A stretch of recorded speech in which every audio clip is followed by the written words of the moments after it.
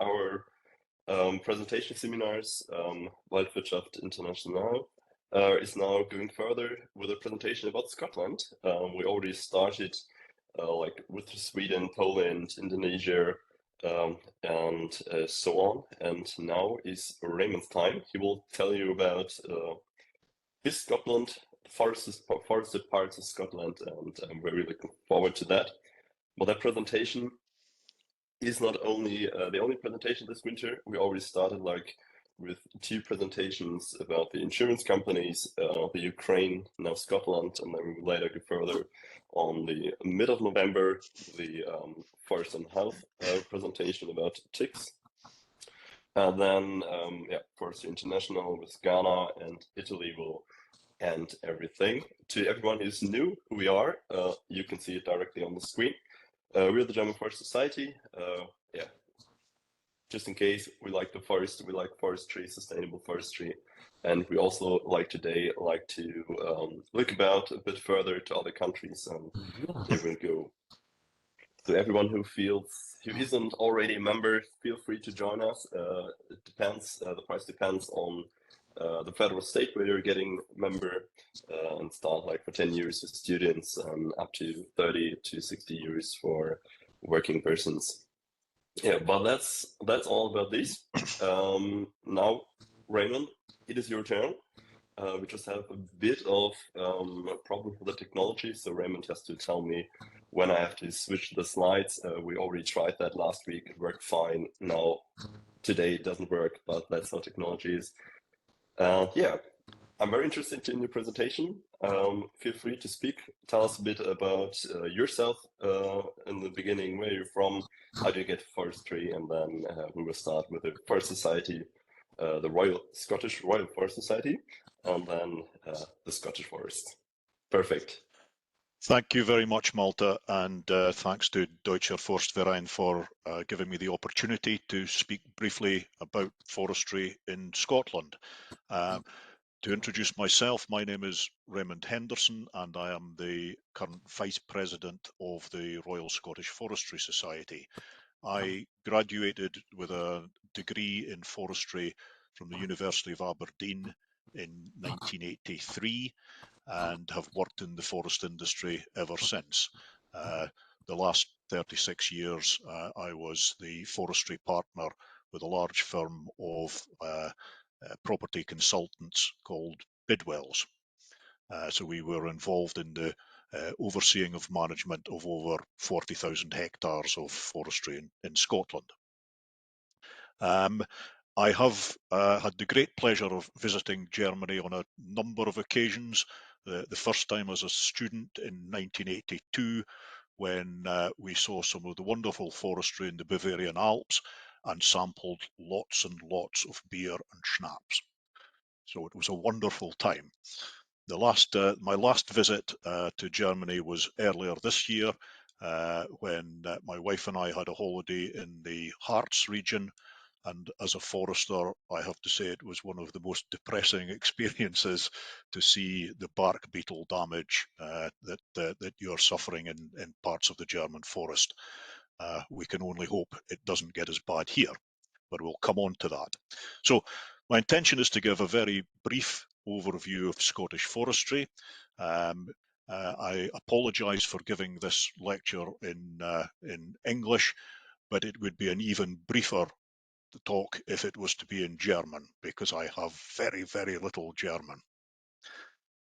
Hopefully at the end we will have the opportunity for as many questions as you can possibly come up with.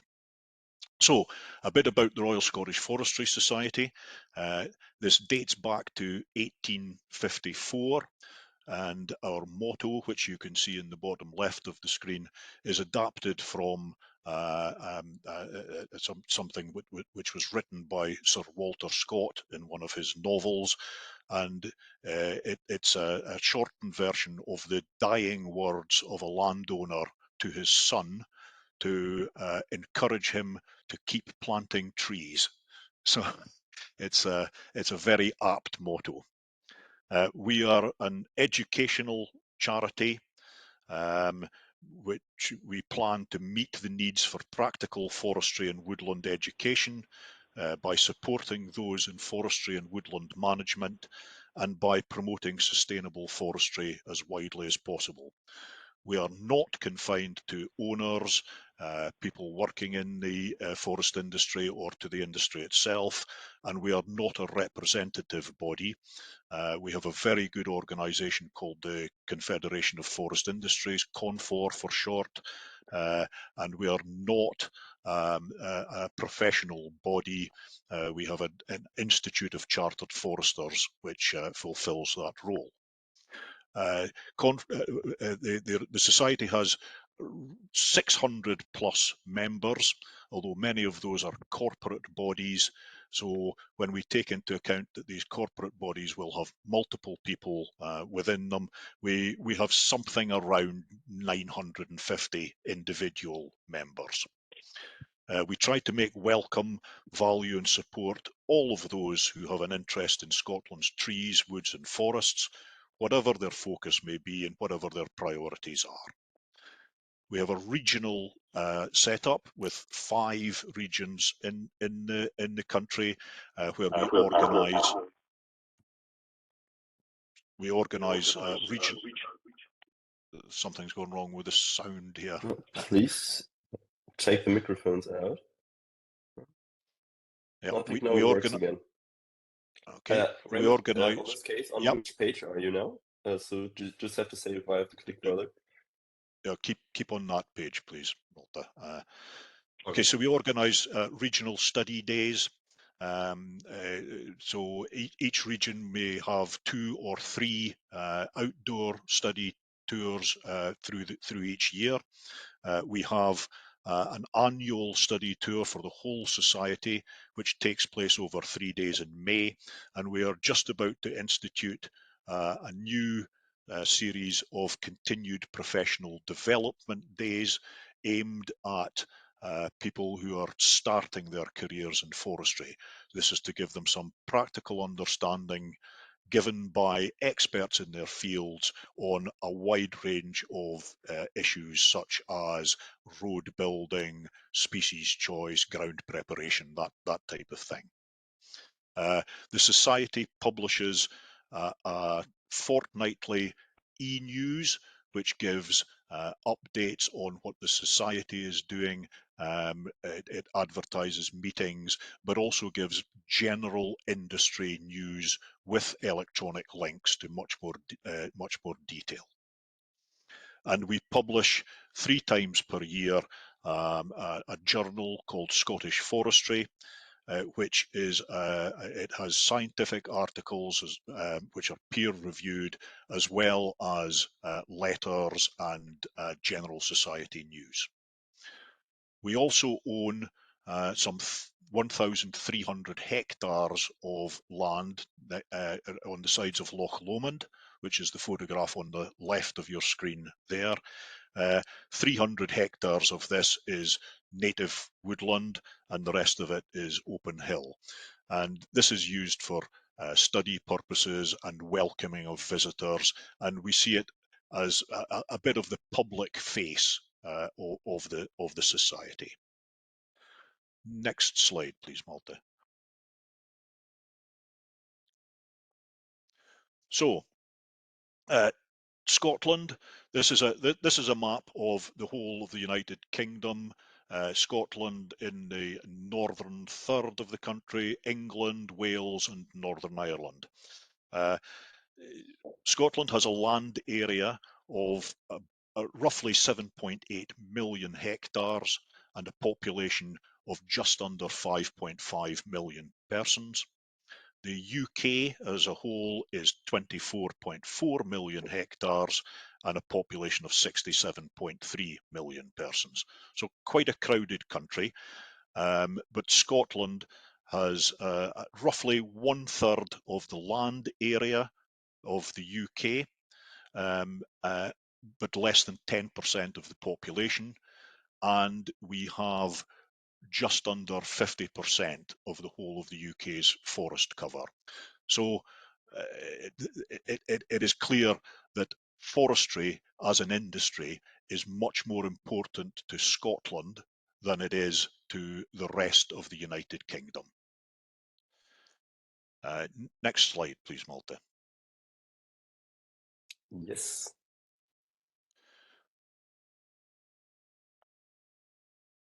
So we, as a nation, although Scotland has 19% forest cover, the UK has only 13% forest cover as a percentage of its land area, and you can see where that fits in with the rest of Europe. So we managed to lose a lot of our native woodland cover through many centuries, land being cleared for agriculture, land being cleared for timber, so for building, shipbuilding in particular. And we, of course, had quite a large empire at one time from which we were able to obtain very cheap timber. So many of our forest lands were never replanted with trees because other uses were found for them. So much of the open hill character of Scotland, the Highlands that many people imagine when they think of Scotland, it's an unnatural landscape which should be much more wooded. But the uses that were found for that land were sporting estates, so open hill red deer stalking, grouse shooting, became more important than regrowing our forest cover. And of course, we then flooded a lot of the hills with sheep farming, extensive sheep farming.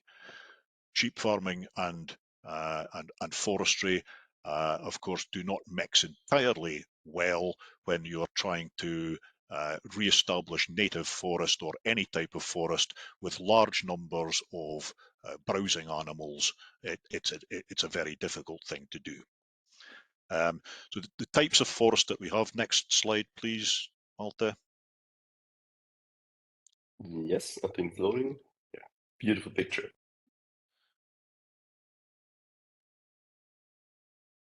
Okay. This is the typical Caledonian pine forest. We have small remnants of Scots pine dominated woodlands spread throughout the Highlands. Next slide, please.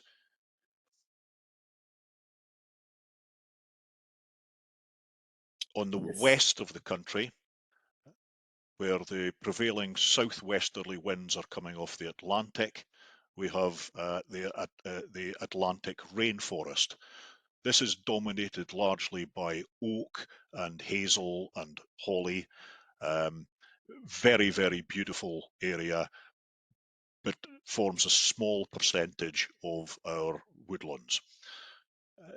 The woodland character, the native woodland character in Scotland was very constrained in that we have only 3 truly native conifer species, these being Scots pine, Pinus sylvestris, yew, Taxus baccata, and juniper. So none of the common conifer species which were found naturally in Europe, such as the silver firs, Norway spruce, larch, none of these are native to Scotland. We have quite a significant area of Scots pine, which is managed for timber crops. And next slide, please, Malte.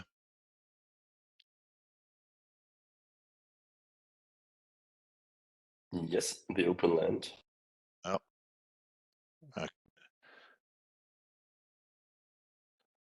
And our main timber crop, conifer timber crop that we have in Scotland is Sitka spruce. So a native North American conifer, which forms the backbone of our timber industry. Interestingly, many of the North American timber species that we grow in Scotland, the UK, and through Europe were introduced to Europe by two very, very interesting people, both of whom were from Scotland and both of whom were from the county in which I live.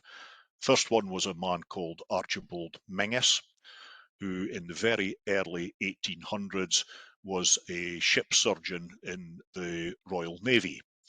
And he travelled very extensively along the west coast of the Americas and was responsible for first documenting species such as Sitka spruce, Douglas fir. He introduced Araucaria to Europe. But most of his specimens were lost in a storm. He collected lots of specimens, took them on board ship and lost them in a storm. The other really important man was a man called David Douglas, who again travelled extensively through the Americas and died very suspiciously at the age of 35 in Hawaii, where it was said that he fell into a bull pit and was killed. But the suspicion is that he was actually robbed and murdered and dumped in a bull pit by a very nasty Englishman. But these two people, Archibald Menges and David Douglas, are commemorated in the name for Douglas fir. The common name Douglas fir after David Douglas, and the scientific name Pseudotsuga menzesii after Archibald Menges. By 1900, Scotland had roughly 5% forest cover. We now have, as you saw earlier, about 19% forest cover. A lot of the impetus for new afforestation or reforestation of the countryside happened immediately post World War I. After the 4 years of unfortunate events there. And the Forestry Commission, our state forest sector, was founded as a direct result of that, and largely to provide the country with a strategic source of timber. So it might be said that in some ways the German Imperial Navy was partially responsible for our reforestation programme. It's an industry that in Scotland now employs over 25,000 people and has an annual gross value added benefit to the economics of Scotland of over £1 billion per year. Yeah. Short discussion on the afforestation programme, which has been really important to Scotland over the last 100 years or so. A lot of our soils are quite depleted in nature. The upland soils, where many of the forests have been established, have got low levels of nutrients. We're quite highly exposed to the prevailing winds from the southwest.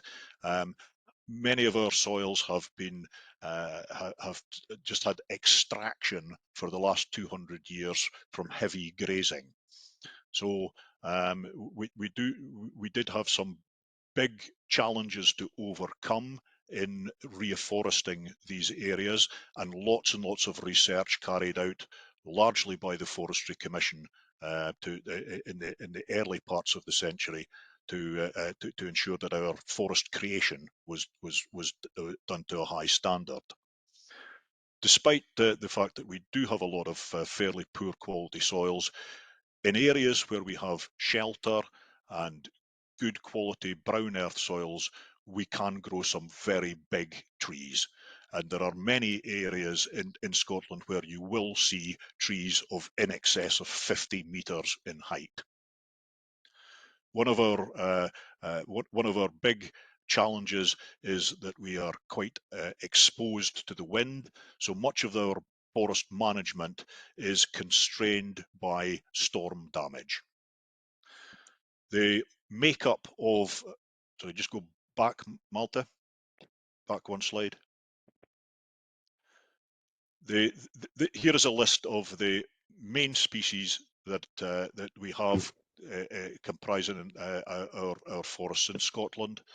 As you can see, the the largest single species is Sitka spruce, which is very well suited to a lot of our poorer quality soils, high exposure, and wet climate.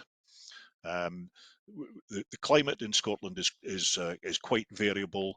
In the drier parts of the east coast, the lowest annual rainfall may be around 600 millimetres per annum, but on the west coast we can have in excess of 3,000 millimetres of rain per annum, and this is of course where the Atlantic rainforest is located.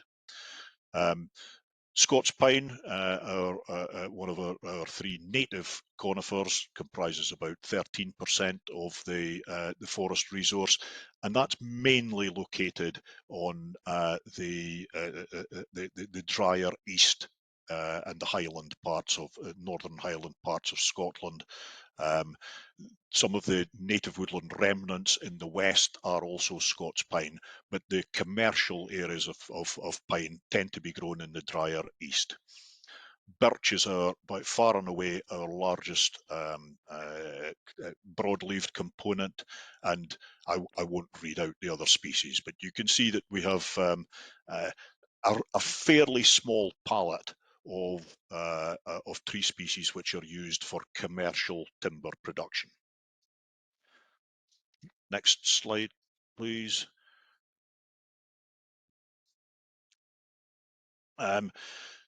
Forest ownership, just under 1/3 of all our forest is owned by the state, so it's 31%, and 69% is privately owned. And that private ownership will be spread between traditional private estates who have had forestry interests for, in some cases, many hundreds of years, through private individuals who may own forestry for purely commercial purposes, investment purposes, through individuals who own forestry because they enjoy the environmental benefits of it. Some forest is owned by charities, and there are many environmental non-government organisations which own some quite large areas of woodland, such as the Royal Society for the Protection of Birds. We have a community-owned forestry sector, although that's fairly small in comparison to many European countries, and some quite large areas of forestry which are owned by investment funds and pension funds. We operate within a political climate which is very positive towards forestry, and there is a published Scottish forestry strategy. Forestry is one of those subjects which, in our through devolved government, we have the government in Westminster for the whole of the UK, but we also have a Scottish Parliament in Edinburgh. There is a Welsh Assembly in Cardiff, and there is at times an assembly which operates in Northern Ireland. Each of these four jurisdictions has a separate set of rules for forestry, and this has happened since powers were devolved 20 odd years ago, 20, 30 years ago. So our Scottish forestry strategy, which is set by the government, has a 50-year vision with a 10-year framework for action, and the intention is that forest cover will be increased from its current 19% to 21% by 2032. This is going to require in excess of 150,000 hectares of new woodland creation in Scotland. The UK government's target is to plant at least 30,000 hectares per year for the foreseeable future. And we are currently in the UK planting around 13,000 hectares per year. So there's a long way to go before we can start to really meet the targets which government has set itself. Scotland has been responsible for planting roughly 10,000 hectares per year. So the vast majority of the woodland creation, new woodland creation, which has been happening in the UK for the last 10, 15 years, has been in Scotland. But there's a big shortfall there between what is actually being achieved and what the various governments are keen to see happening. So they are supporting new woodland creation through a grant-aided system where government money will be paid to those landowners who wish to turn bare hill land into forests. The Scottish Forestry Strategy has 3 objectives. These are objectives again set by government, and as you can see, it is all about sustainability, inclusive economic growth, making sure that our forests are planted and managed in ways which are going to be resilient in the face of climate change, and it also recognises the health and well-being benefits that forests provide. In Scotland, we have a right of responsible access, which means that anyone is allowed to walk or cycle or ride horses anywhere in the country, provided that they are being responsible about it. This is quite different to the rights of access that exist in the rest of the UK. We are much more open about public access in Scotland than through the rest of the UK. Next slide, please, Malta.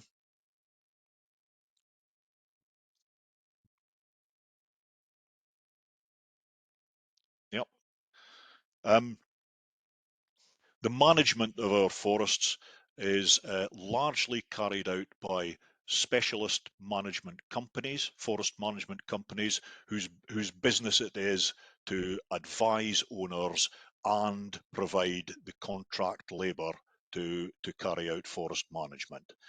Some estates will still have resident forestry experts who carry out the management for them. And of course, we have the state forest sector, which owns just over 30% of all our woods. All of us, despite having devolved forestry policies and devolved grant systems, all of us in the UK operate to a published set of standards called the UK Forestry Standards. These are published guidelines on virtually every subject related to forestry. So things like the management of water within woodlands, what species mix should be planted. For example, the UK Forestry Standard lays out that in any woodland creation scheme, or when managing existing forests, we must aim to have no more than 65% of any single species within a forest unit. Even though countrywide, of course, our largest species at Sitka spruce represents 44% of our forest cover. But in any single forestry management unit, no more than 65% can be of a single species. The standard will also lay out things like how archaeology should be handled, how rare species of plants and animals need to be dealt with, how replanting must be carried out. And we have a system where forestry is fairly heavily regulated by an outfit called Scottish Forestry, which is a government department, and they will issue permissions for new woodland creation, for any tree felling. So thinning or felling of trees is all done with the permission of a government agency. And all of these things will go out to public consultation. So we have a very strong consultation culture now within the country.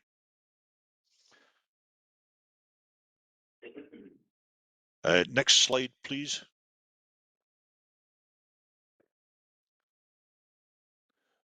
The usual system of forest management is through clear felling and replanting of woods, and this is quite often driven by the fact that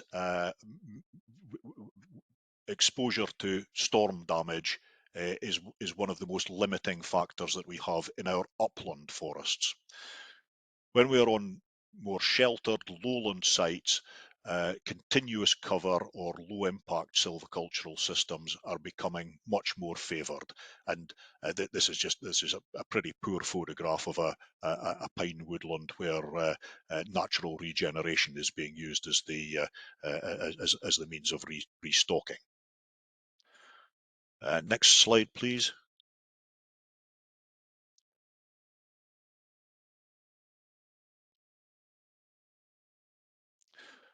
We spoke before about some of the constraints that we have with poorer quality soils, shallow rooting and exposure in much of our upland landscape at least. And these two photographs just show the type of land that it is that we are most of our commercial forestry is located on, and the photograph on the right shows what happens with some of the wind blow that we experience on a very regular basis. Although large storms, which everyone through Europe experiences from time to time, can cause a great deal of damage, it is quite common that in our mature upland forests, much of our timing of harvesting is dictated by storm damage and wind blow. Okay, next slide. Moving on to new woodland creation. It's a very important part of government thinking to try to create more woodland throughout the country, and this is an example of a woodland which is being created by clients of ours. Actually, it's a 1,000 hectare area which is located in the Ochil Hills in Perthshire. It was former sheep grazing land, very low productivity for sheep, but very good quality land for planting. And you can see that of the 1,000 hectares, we've produced a planting plan, which main species again is Sitka spruce here, but we have quite a wide variety of productive conifers that are being planted, as well as a very significant area of broadleaves, some of which the intention on the best land is to be productive, produce timber, but quite a lot of the broadleaved planting is centred on riparian areas, and this is largely for environmental purposes, and also to hopefully over the long term provide permanent wind firm boundaries in order that we can manage the conifer crops and reducing the threats of wind blow. There is also quite significant areas of open land which have been designed into this plan. The open land is there to provide some landscape benefits. It's there to provide habitat for some of the bird species which were present on the land when it was sheep grazing, but which are not woodland species. So we are trying to preserve some of their habitat. And it also has some benefits from the point of view of public access, in that many people like to walk the hill ridges. So this plan was come up with after over 2 years of consultation. Our clients purchased this land with no permissions to plant. We went through a very extensive set of surveys looking at soils, bird life, animal life, vegetation, landscape, public access. Everything went out to public consultation and was approved by the regulating body, Scottish Forestry, and the first tree was planted about 2.5 years after the land was bought. Next slide, please, Malta.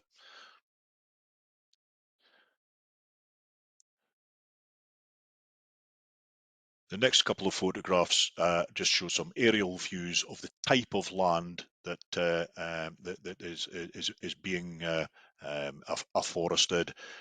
These are generally rolling hills, mainly mineral soils, very little peat in these areas, and we expect the trees to have very high growth rates on here because of the quite good quality of the land that is being planted. Next slide.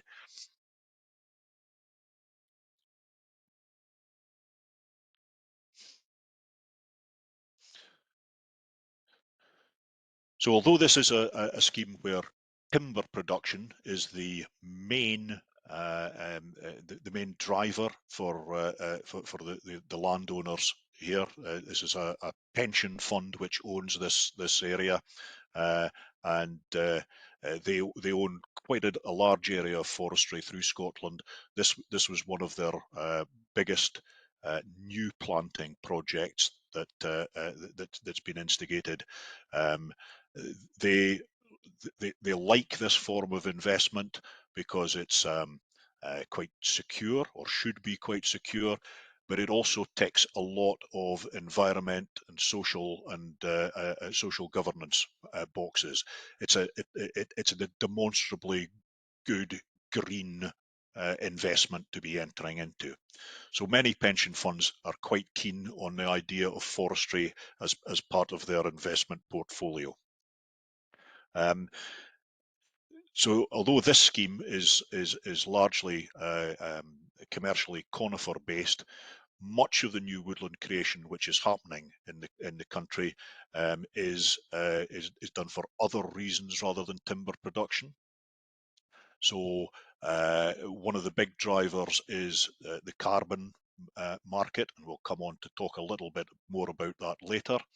But landscape restoration is a big driver for many, and we have a relatively new set of landowners who have become really interested in landscape scale restoration projects. Although many of the private estates and our state forest sector have been carrying out native woodland restoration programs, they've now been joined by many of the environmental non-government organisations and new breeds of landowner, such as Anders Hoch Poulsen, a Danish millionaire, who is now, I think, the single largest private landowner in Scotland, and he has a big program of native woodland restoration in the Highlands, but also people like the Rousing family from Sweden, and many other people. This can be quite controversial at times.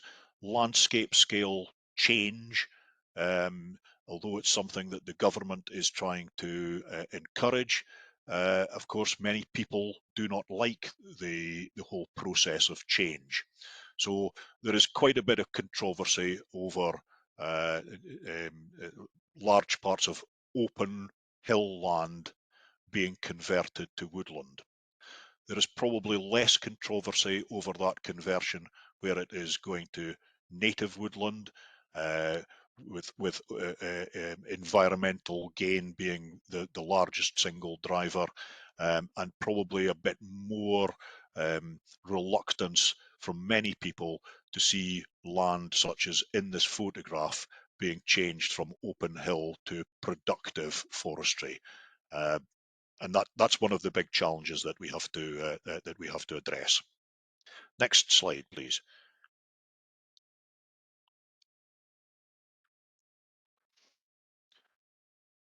So the balance of timber imports and exports within the UK as a whole is that we in the UK are the third largest net importer of timber in the world, and as a nation we import over 80% or roughly 80% of our forest product needs.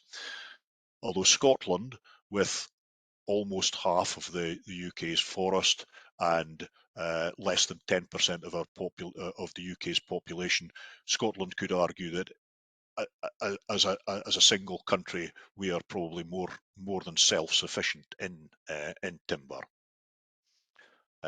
Next slide, please.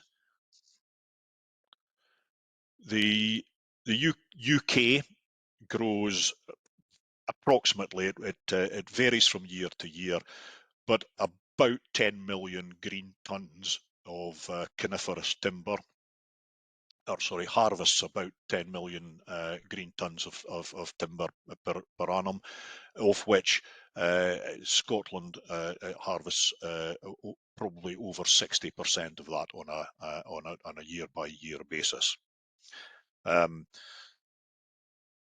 When I came into forestry 40 years ago, in Scotland we were producing roughly 1 million tonnes of timber per year, and over the last 40 years that has grown by at least sixfold.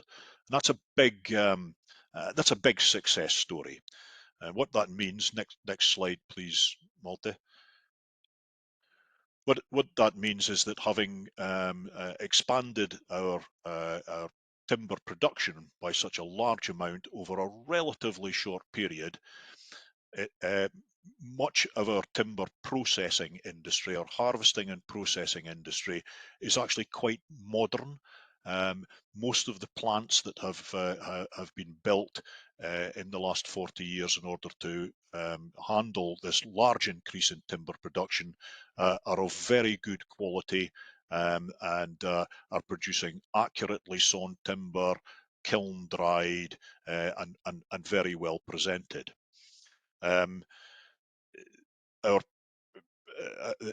industries which are producing paper, card and board products are mainly owned by overseas organisations such as Egger, Iggesund, which is part of the Holman Group, UPM Kimini and West Fraser. Our sawmills used to be largely home-owned, and some of them still are. This is actually a photograph of the James Jones sawmill in Lockerbie. James Jones owns a number of large sawmills through Scotland and is one of the largest milling companies here. But quite recently, our biggest sawmill group, BSW, was purchased by Binderholz of Austria. Okay, next slide. In common with everyone else in the forestry world, we're giving a lot of thought to climate change and how do we adapt to this. The big question, of course, is do we know how to make our forests more resilient to climate change when we probably don't have a fantastic understanding of exactly how the climate is going to change over the next few years.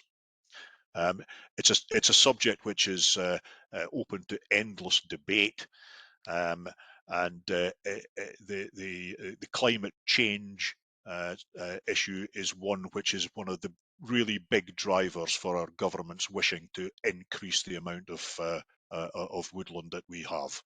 The idea, of course, being that forests are very good at soaking up carbon dioxide from the atmosphere, and the hope is that this will help to mitigate against climate change. We have lots of discussion on the native woodland versus the productive woodland side of things. Some of the large projects which have been happening have been very much driven by native woodland restoration. Whereas, of course, some of these native woodlands, the long-term benefit of these may be great in terms of ecology and habitat creation. But when we are looking at climate change targets, which are supposedly legally binding and are actually very, very short term, Scotland, for example, has a target of achieving net zero by 2045. Now, that's only 22 years from now, so it's an extremely challenging target. And given that we can achieve some very high growth rates using species like Sitka spruce and Douglas fir, one of the questions that we have to ask is, if we have short-term targets for achieving net zero, should we be looking at the fastest growing trees that we can possibly put in to soak up as much CO2 through photosynthesis in the next 25 years, or look to timescales of 100, 150 years when native woodlands may have locked up slightly more carbon than some of our fast-growing conifers. It's an interesting debate. Some of the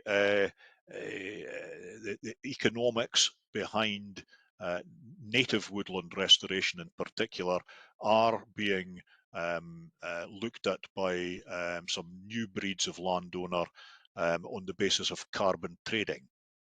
As I said before, woodland creation it can be grant aided through the government, but there is also the possibility for certain types of woodland of being able to sell carbon units. This is quite a complicated process, and as a woodland creator, you, in order to qualify for carbon, the sale of carbon units, you must demonstrate additionality. You must be able to say that you would not have planted those trees unless the payment of for carbon units was absolutely critical to you doing this, carrying out the project. In other words, you would not have done the project without being paid for carbon. So it is quite a complicated process, and carbon units have to be officially registered through a thing called the Woodland Carbon Code, and you can either sell these carbon units in advance of them being verified, in which case they're called pending issuance units.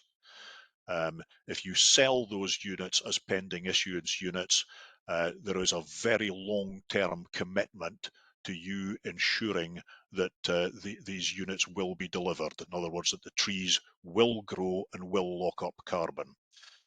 Woodland carbon units are verified carbon units, so the trees are planted, the trees are demonstrably growing, and assessors can go out onto site and assess how many units of carbon are being locked up per hectare, and those units can then be sold on to third parties at generally a higher value than the pending issuance units.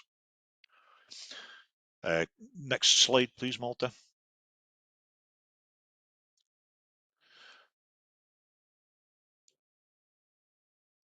So yeah, part of the debate then on the carbon side of things is, do we encourage the types of woodlands that you can see on the left of the screen, or the type of woodland that you see on the right of the screen? On the left is Sitka spruce, which may be over its lifetime growing at growth rates of on average 24, 26, 28 cubic meters of timber per hectare per year, or native woodlands on the right, which may be growing at an average rate of 4 cubic meters of timber per hectare per year. It's part of the big discussion that is happening at the moment. Climate change has led to some very big challenges that we have to face here in common with anyone in forestry. We have problems occasionally with drought. We have been experiencing a series of very dry springs. In this part of the country, for example, we had no rain for a couple of months in the late spring and early summer, which has very negative consequences for newly planted trees, of course. But then in the last 3 weeks, we have had over 300 millimeters of rain. Very, very difficult to predict what the weather is going to do. Now, the weather was always unpredictable here. One thing that we did know that we were going to get was quite a lot of rain, but to experience droughts on a fairly regular basis over the last few years is very concerning.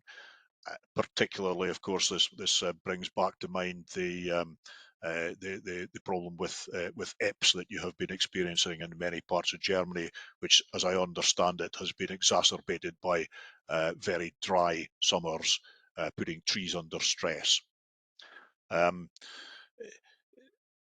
We are spending a lot of time debating resilient forests and trying to increase the number of tree species that we are planting or allowing to regenerate within our woodlands. But one of the things that we have to bear in mind here in Scotland is that Sitka spruce is actually very, very well adapted to growth on many of the conditions which prevail here. And given that we haven't been inventing any new tree species for quite a long time, it can be quite challenging at times to see how we maintain high levels of timber production by reducing our reliance on Sitka spruce. So apart from some of the challenges which we are facing with drought conditions, we also have big challenges with hylobius on restock sites.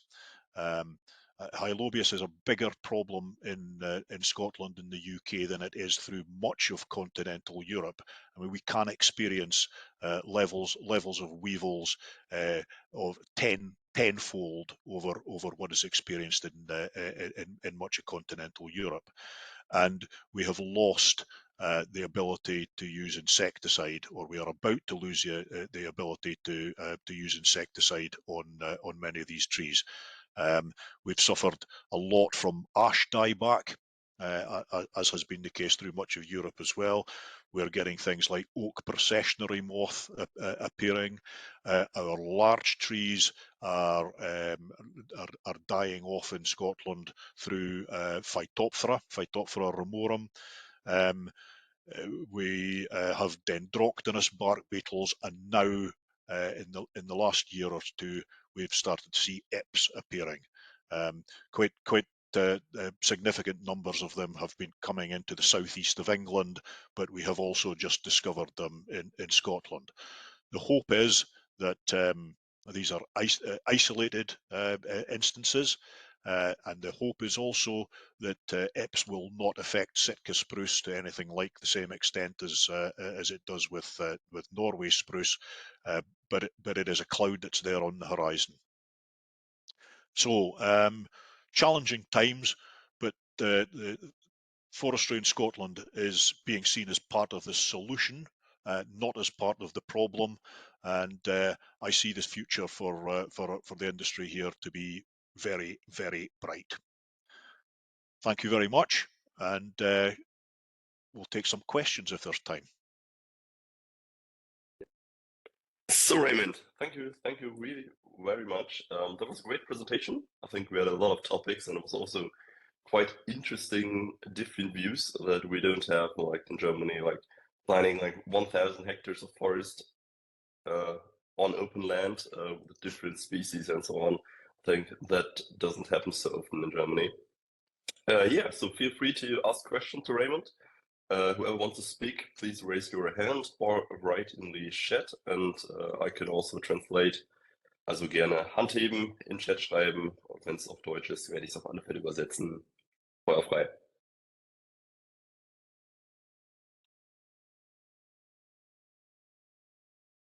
Herr von Schrieden.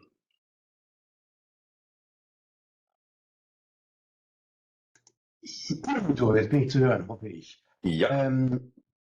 Raymond, thank you very much for this very interesting presentation. I have some questions. Well, let me give you two questions. The first question is that you have said that 65% is the maximum of one species, tree species, that is allowed in a forest unit. Yeah. We have seen a lot of pictures of forest land that have shown, I would say, only one species for great areas. So since when is this 65% rule in power? Okay. And the second question is, you have said that native woodlands produce about 4 cubic meters of wood per year, and the productive woodlands produce 25%. And you kind of put into two sides these two ways of handling or creating woodlands. How strong is the idea of let's say choose kind of a mixture of these two extremes to combine productivity and a number of species and environmental diversity for the future, and to be, let's say, to protect the woodlands itself by, well, growing or creating diversity? Yep, good. Thanks, Matthias. The 65% rule, it has changed very recently. Up until this year, it was 75%, and that 75% rule has only been in place since the UK forestry standards arrived, which is, I don't know precisely, I can't remember, but maybe 15 years or so.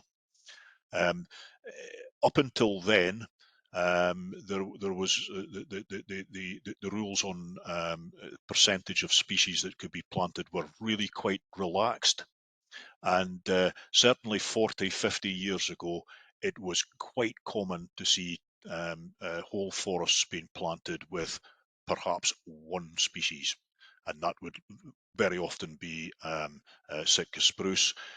On some of the poorer, peatier land, it might be a mixture of Sitka spruce and lodgepole pine. But there are some really quite large areas of forest that were planted through the 1960s, 70s, and into the early 80s, which are very, very species poor. So the UK forestry standards have just been updated, and the 65% maximum is now the rule, but that's very recent. Hopefully, most people in forestry are now absolutely convinced that monoculture is not a healthy not a healthy way to look at things in the long term, and even within the 1,000 hectare afforestation project that I put up some slides on there. It is something like 45% of the total area is planted with Sitka spruce. The mixing in native species, other productive conifers, and significant areas of broadleaves is seen as being both desirable and sensible to help protect the productive capacity of the woodland, and to help with future management of it. So having significant areas of trees which the plan is never to clear fell them. They would be managed through low impact silvicultural systems, natural regeneration. It is all very helpful and gives more flexibility in the management of the crops which are being looked at with primarily a view to coniferous timber production. We've got a long way to go on this, and there's lots and lots of debate going on through the industry, and it can get to be quite polarized. There are some people who wish to see nothing but native woodland. There are some people who wish to see more emphasis on commercial production, but there are very, very few people who focus on commercial production who are not convinced of the benefits of having significant areas of native species and species variety within those woodlands.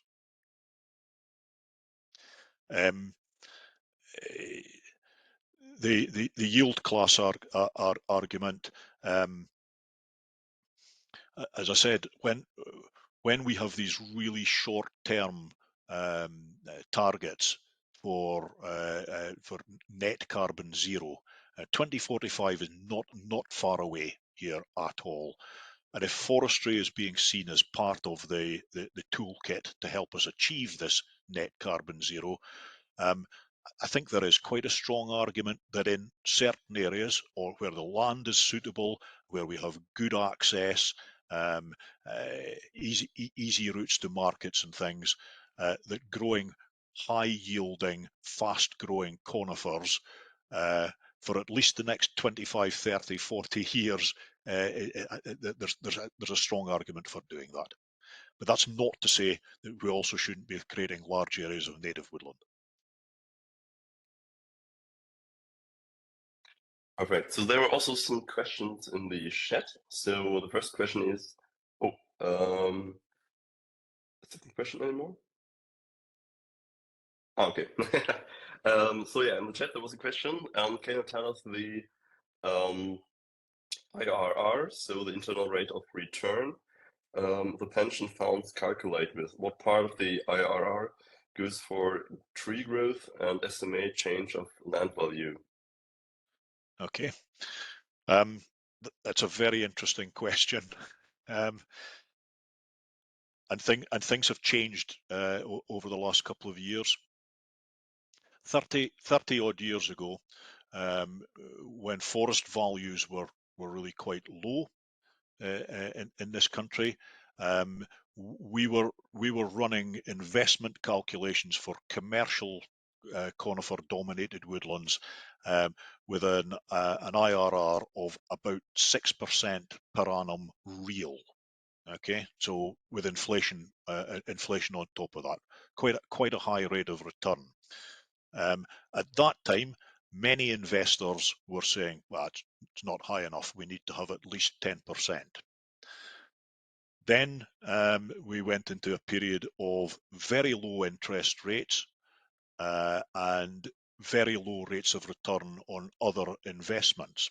And what we started to see then was people were prepared to accept much lower rates of return on forestry investment, particularly if it was being seen as being a hedge against inflation. So we saw acceptable rates of return falling from 6 or 7% per annum compound down to less than 1%. Now, you can imagine the effect that that has on forestry values. A woodland, a productive woodland valued at a 6% rate of return might be worth £5 million. At a 1% rate of return, the same woodland is probably worth 30 or 40 million pounds. So there has been this very significant yield compression during this period where we had low interest rates. Now, with interest rates rising and inflation rates rising, there is nowhere for these investment returns to go. They can't go any lower.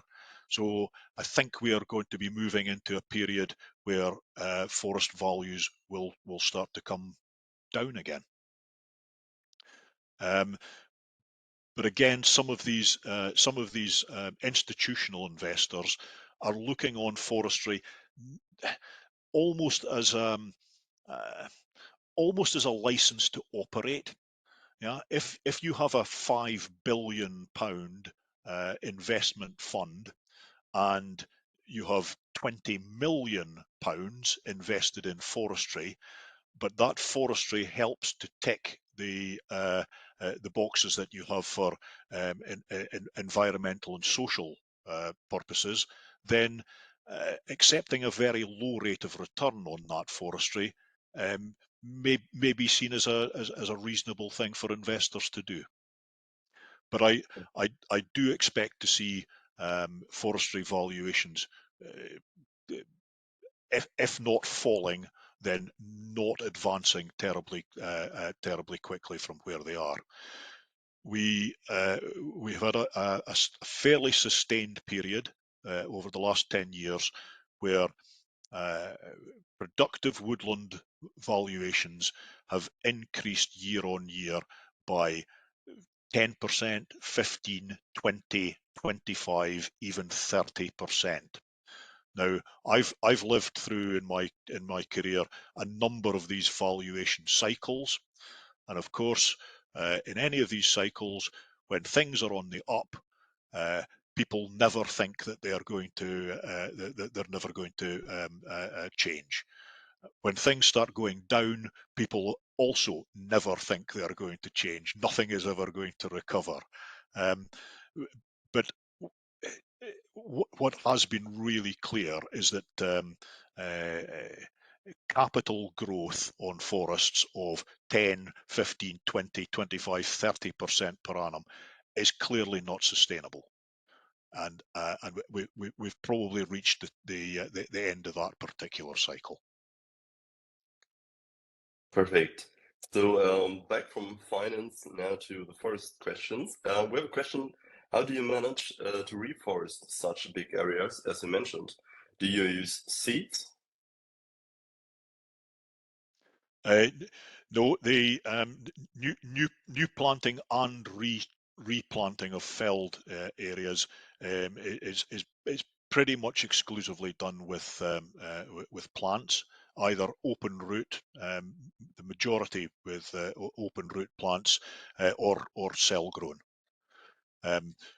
As I said, we're putting more emphasis now on low impact silvicultural systems on sites that are suitable for this, so sheltered lowland sites largely, and using natural regeneration as a means of restocking. But the majority of our upland forests, it is still a clear fell and replant using nursery grown stock. Big advantage of that, of course, is that there has been some really exciting work done on plant breeding. We've gone through quite a period where the genetics of Sitka spruce have been looked at very closely. There's a lot of clonal material that's being used in replanting, and we've seen growth rates and timber yields increasing really significantly from some of these plant breeding programs. There's now more research is going into the growth rates of species other than Sitka spruce. So there's improved Scots pine that's being planted. There's a breeding program on Norway spruce and on Douglas fir as well. Perfect. And one question through that. If I imagine, like, I'm planting now trees in an open landscape, how's the problem with deer browsing? And also, how do you manage that? And is there a conflict between reforestation and the hunting societies? Yeah, very big subject and lots of debate going on about this. Because one of our land uses in the Highlands in particular was sporting estates, so red grouse shooting, but also red deer stalking. That has been very fashionable for 200 years. There is a lot of debate now on whether it is sustainable to maintain the sort of numbers of red deer on the open hill, in particular, whether they are having a lot of environmental impact, which in some places they are. We have a target on the open hill to have red deer populations of around no more than 10 animals per square kilometre, which is too high for woodland regeneration to take place. So historically, most of the planting, which is new forest creation, which has taken place within the red deer range in Scotland, which is a large part of the country, has been carried out behind deer fences. Yeah. Of course, the red deer is by nature an animal of the woodlands and the woodland edges. So some of the highest population densities of red deer that we now have in the country are woodland red deer. And there are lots of instances where red deer numbers within our forests are at 50 or even 60 animals per square kilometre. High densities. There's a real challenge that we have to face in this country of reducing red deer numbers down to properly sustainable levels. And a large part of that challenge is going to fall on the forest owner. And there has not been anything like enough emphasis historically put on red deer management within our forests. That is changing now, but actually finding people to manage deer within forests is not terribly easy. And when I tell you that the price of venison, wild venison in Scotland, is pretty much the same now as it was over 40 years ago when I started killing deer, you can see that 40 years ago there was actually some quite good money in producing venison. Now it barely covers it. In many instances, it does not cover the costs of getting animals to a game dealer. So that's a big difficulty to overcome, and we are having a lot of debate about this. The state forest sector, much of its deer management is now done by paid contractors, and in some instances, the state is paying contractors to kill deer within Forestry and Land Scotland woodlands, £130 per deer to kill and remove these animals. Perfect. So if you need international challenge. support, I think we can support you, of course, with an excursion of some German hunters and foresters, no problem. Yeah, two further questions. The first one regarding the high percentage of conifers in the woodlands and planting sites. are there concerns regarding the long-term acidification of the soil through decomposition of the needle litter? Yeah. I spoke earlier about the UK forestry standards and the set of published guidelines that we have.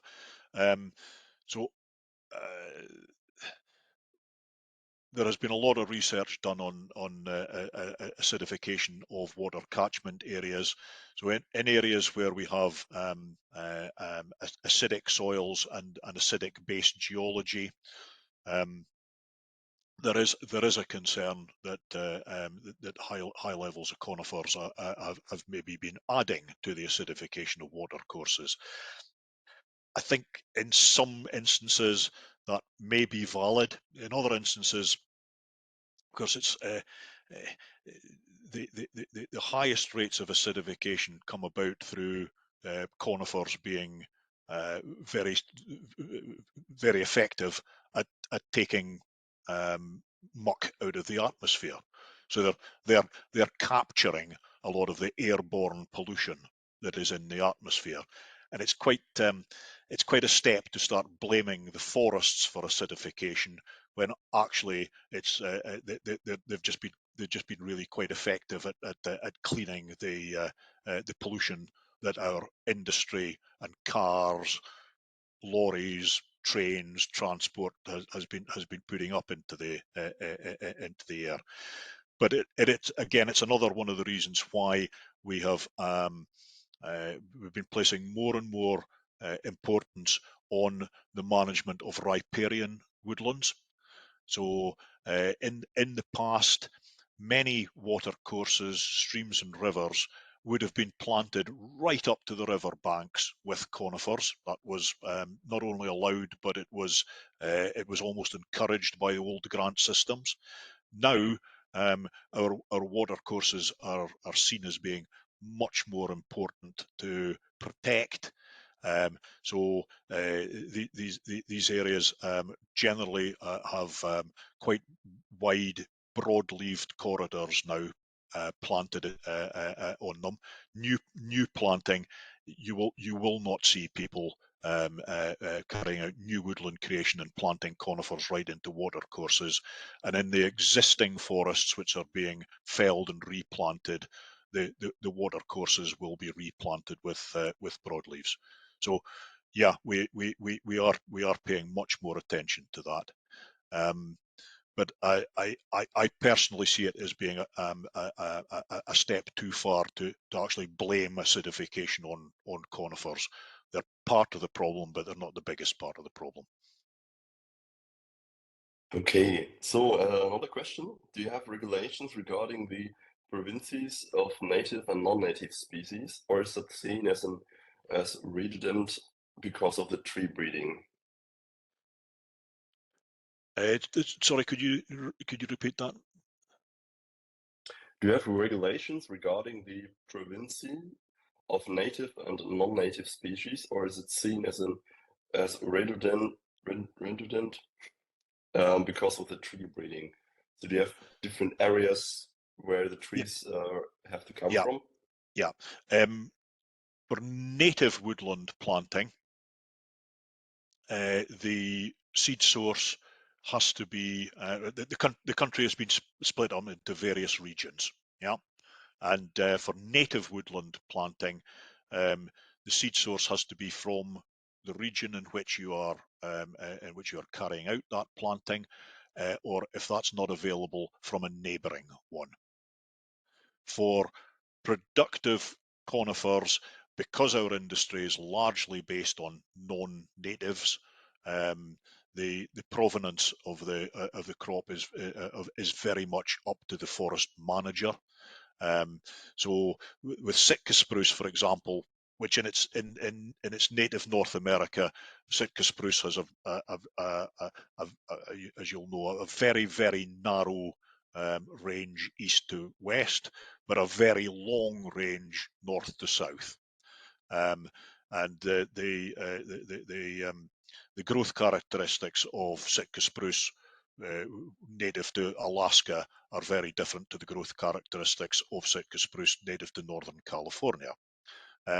So it's really up to the forest manager to decide which provenance of Sitka spruce, for example, they wish to plant. And yes, most of the Sitka that is being planted now is of improved stock, so either seed orchard grown or clonal. But there's no really strict regulations about that for non-native trees. Perfect. So I think this was the last question. Are there some questions left? Oh yeah, the hand was raised. Feel free. Yes, can you hear me? Yes. Perfect. Good. Having global warming and the increase in temperatures in mind, it's probably only a question of time until the spruce bark beetle will arrive in Scotland. I think it's already in the south of England. And your high percentage of conifers, especially Sitka spruce, is the spruce bark beetle something you worry about? It not only worries me, it terrifies me. Having seen the damage that it has caused, it is a serious concern. Our hope is that Sitka spruce will not be as susceptible as Norway spruce, but the really big hope is that the trees are healthy enough, they're not under enough stress to make them really susceptible. As in my understanding of the catastrophic damage caused by EPS has been because the trees have been under stress for several seasons. If we are planting Sitka spruce on the very dry east side of the country, where the trees can be under drought stress and they can be attacked by green spruce aphid, for example, then I would expect that they will be much more susceptible to EPS than trees which are planted on more fertile sites with higher rainfall, where we've got really high growth rates. I was always taught that pests and tree diseases were going to be much more likely to affect trees which were not growing terribly well and which were under stress and therefore open to attack. The only thing that we can hope for really is that so much of our forests, which if they're planted on reasonable quality soils with good amounts of rainfall, when they're growing at incredibly high yield classes, hopefully that means that they're healthy, not stressed, and therefore not under huge risk.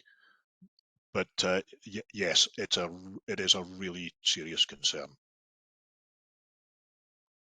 Perfect. Thank you very much. They're in chat now. How is the employment market in Scottish forestry, especially for foresters? We have big problems in getting enough people. There are probably more forestry jobs advertised every month than used to be advertised in a year 30 or 40 years ago. You can maybe illustrate this by saying that when I entered forestry as a student, Aberdeen University would take on maybe 30 students per year, but there were over 300 applications to do the course every year, and it was one of the very few courses where you had to be interviewed before being accepted to go there. And Aberdeen was only one of several universities which were producing graduate foresters at that time.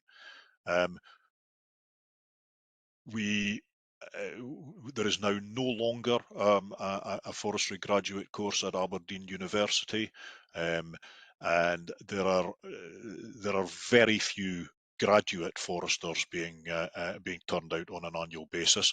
So there is a skills shortage in forestry. If you have surplus foresters in Germany, you'd be very welcome to come here. I think the market here is also under stress, but maybe someone wants to change in the country. Melina? Yes, regarding to that, I don't know, might be a bit too specific for you, but do you have any idea how difficult it is because of Brexit to get over there, get a work visa, and yeah. Yeah, don't get me started on politics and Brexit, please. One of our more stupid decisions. I think it is still possible, but it's nothing like as straightforward as it was and as it should be. Okay, thank you.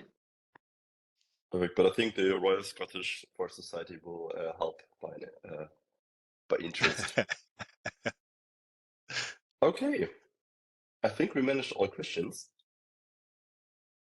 If there is another one, please raise your hand. Otherwise, Raymond, thank you very, very much for your presentation.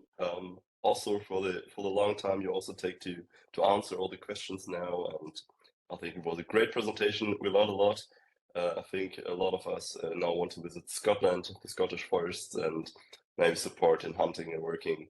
So we will see. We will hold contact, and maybe we will see in Germany or Scotland in a few years. My pleasure, and thank you very much again.